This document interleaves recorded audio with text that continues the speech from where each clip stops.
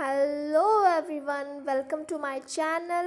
मैं राजश्री कौशिक आप सबका मेरे यूट्यूब चैनल पे तहे दिल से स्वागत करती हूँ। हम लोगों ने क्लास 11th का चैप्टर 1 अच्छे से कंप्लीट कर लिया था, पर आज मैं यहाँ क्लास 12th का बस एक टॉपिक लेके आई हूँ, कैंसर। तो आइए जानते हैं कैंसर होता क्या है। ऐसा नहीं है कि बस इसे 12th क्लास के ही बच्चे के लिए ये है। आप एक इंसान होने के नाते इसे ज़रूर देखो, क्योंकि ये ह्यूमन बॉडी में फैलने वाला एक ऐसा डेडली डिजीज़ है जो अगर अपने पे आ जाए तो किसी की जान भी ले लेता है। तो आइए जानते हैं कि कैंसर है क्या। आपको पता है ये कितना ख़तरनाक है? हमारे इंडिया में कम से कम 1 लाख से भी ज़्यादा लोग इससे सफ़र कर रहे होते हैं और बहुत से लोगों की जानें चली जाती हैं। हर साल इससे हज़ारों लोगों की मौतें होती हैं हमारे देश में। पता है आपको?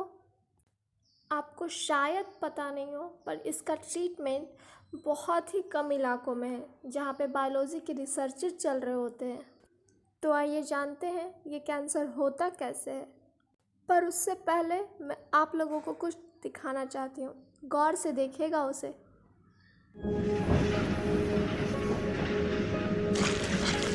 Cancers form when normal cells in our body start to divide out of control. Over time, the growing cancer mass destroys nearby healthy cells. Many of the triggers that cause a normal cell to start to divide out of control are found inside the cell, in our DNA.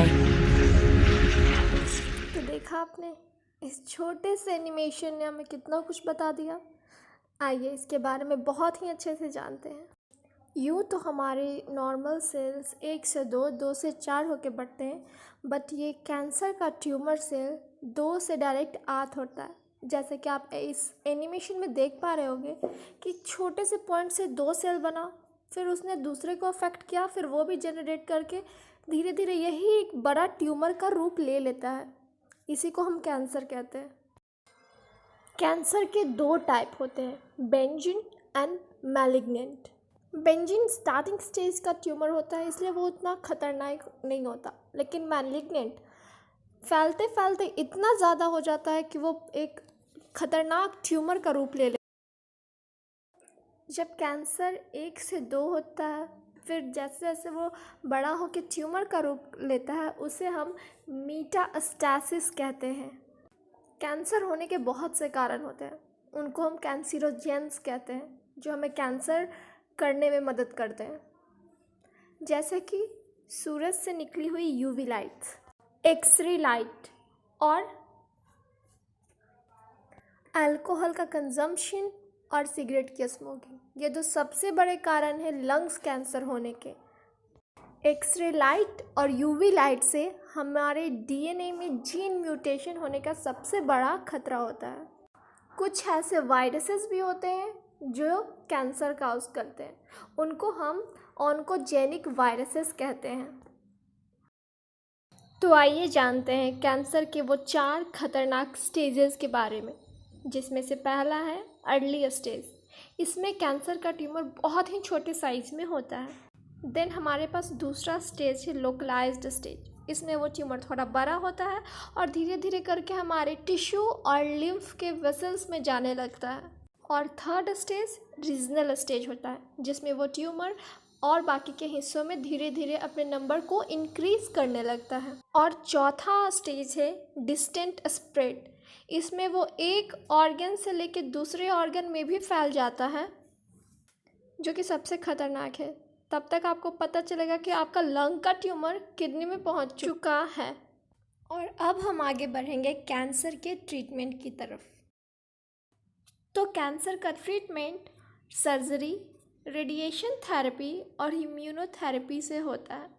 और इसमें से सबसे मशहूर वाला जो है वो है रेडियोथेरेपी, जिसमें रेडिएशन से हम कैंसरस सेल को मारते हैं और उससे ट्रीटमेंट करते हैं। तो ये आप अभी देखो, ये रेडियोथेरेपी हो रही है, जिससे कैंसर के सेल्स को मारा जाएगा। कुछ कीमोथेरेप्यूटिक ड्रग्स भी होते हैं जो कैंसर के ट्रीटमेंट में हेल्प आते हैं, बट इसके साइड इफ़ेक्ट्स बहुत ज़्यादा होते हैं, जैसे कि एलोपेसिया जिसमें हेयर का लॉस हो जाता है, एक फिर आता है अनीमिया जिसमें ब्लड का लॉस हो जाता है। तो ये साइड इफ़ेक्ट उस ड्रग्स के वजह से होते हैं।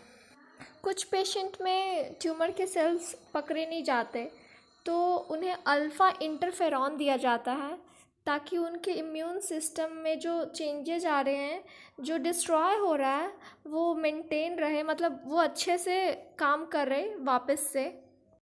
आपको पता है अल्फ़ा इंटरफेरॉन एड्स पेशेंट को भी दिया जाता है ताकि उनके कार्पोसिस स्ट्रोमा को ठीक किया जा सके। तो आइए अब कुछ आंकड़े देख लेते हैं। तो यहाँ पे इस स्लाइड में आप देख सकते हो कि सबसे ज़्यादा कैंसर फीमेल को है, ब्रेस्ट कैंसर और cervical cancer. Then lungs cancer जो अल्कोहल और स्मोकिंग का कंजम्पशन करते हैं। देन स्टमक कैंसर और स्किन कैंसर वगैरह। इन एनालिसिस को देख के आप समझो ज़रा ये कितना ख़तरनाक है और क्यों ख़तरनाक है। तो जाते जाते अब आप इससे बचने के कुछ उपाय भी लेते जाओ।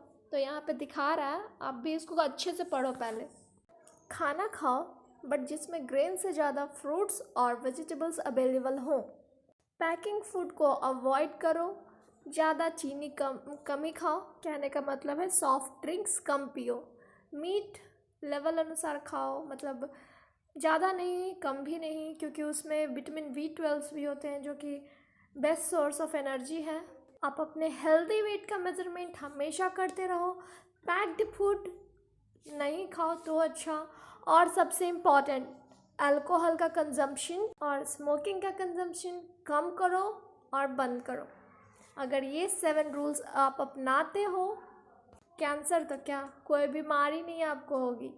क्योंकि आप सभी बहुत अच्छे से जानते हो कि हमारा इंडिया गाँवों का देश है। यहाँ गांव में लोग ज़्यादा रहते हैं और बहुत बेसिक सी बात है कि वो उतने पैसे अफोर्ड नहीं कर पाएंगे इस कैंसर के ट्रीटमेंट के लिए। तो ये मैसेज उन तक ज़रूर पहुंचाओ।